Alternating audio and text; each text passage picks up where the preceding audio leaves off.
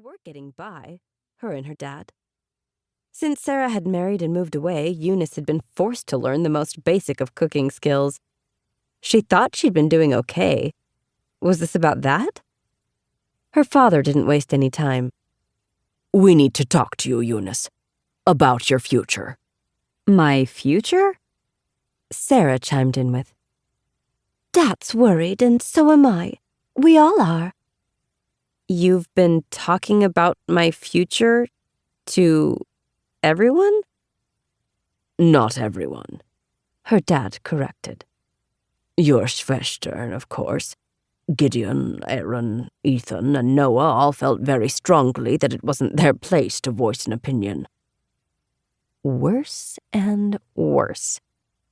If her 4 brooders-in-law were taking a hands-off approach, it must be very serious indeed. She sat in the chair Sarah had gestured toward and crossed her arms. Then she uncrossed her arms because it felt very defensive to sit that way.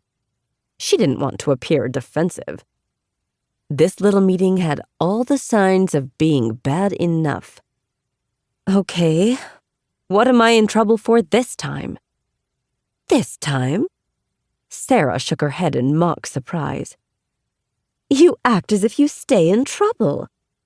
Well, last spring I was taking unnecessary risks. She emphasized the last 3 words and focused on not rolling her eyes. Or so you all decided. Sarah tisked. When had her oldest Schwester started tisking? You were lying on the roof of a 2-story house hanging over the edge, trying to attach a solar panel. Actually, the panel was already mounted on the roof of the house. I was dropping the wiring from the panel to the charging battery so that... Eunice clamped her mouth shut. It was no use defending her activities that particular afternoon. Her dad had claimed it had taken a year off his life. What should have been a small, relatively easy job had earned her a scolding from all 4 Schwestern. You know what? Never mind. Let's just get on with this. Whatever this is. Instead of being offended by her abrupt manner, her dad nodded as if he was hoping she would see it that way. He opened his mouth to speak, shut it, patted the table, and tried again. Excellent. After speaking with your Schwestern, we are all concerned that you are not planning for your future. Eunice let her head fall back and stared at the kitchen ceiling. She tried counting to 10, but then she noticed a spot on the ceiling that needed to be cleaned or painted. The 5 grandchildren in the Yoder family could make for a rambunctious bunch. There was no telling which one had decided to fling oatmeal up on the ceiling. Probably it was from a food fight gone awry. Not that they often had food fights, but 5 children were a lot to watch every second. Yes, it had happened when she'd been left to watch over all the children. Her Schwestern had gone to clean house for one of the older men in their congregation who'd recently broken his hip. Eunice had told herself that she'd fetched the ladder and cleaned the ceiling before anyone noticed.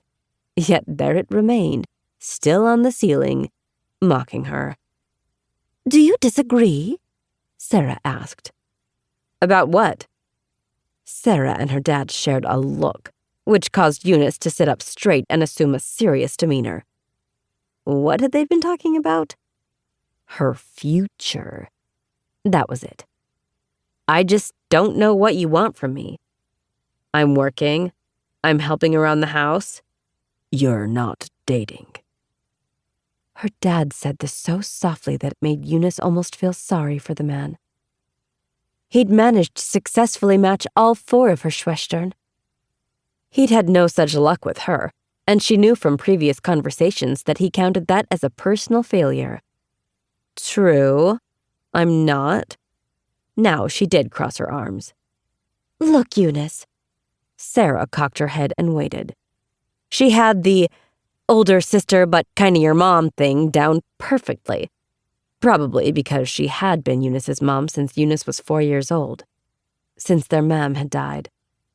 You just turned 25, Sarah continued. And you were 30 when you married. I'm not the best example. What is wrong with my being single?